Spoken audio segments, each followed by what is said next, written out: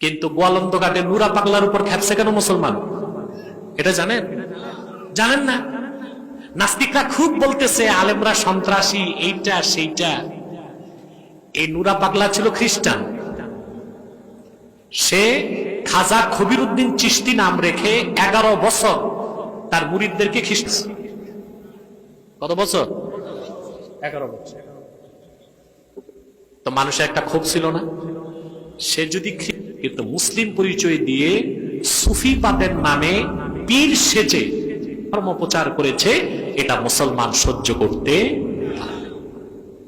আলেম ওলামার উপর এখন খুব নির্যাতন হচ্ছে, ওই এলাকায় কেস মামলা হচ্ছে।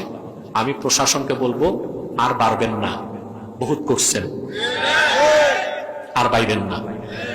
তখন কিন্তু ওই গোয়ালন্দ ঘাট এলাকার আলেম ওলামা তারা নিরীহ না, এতিম না, তাদের সাথে আব্বাসী আছে, আব্বাসীর মতো হাজার আলেম বাংলাদেশে আছে।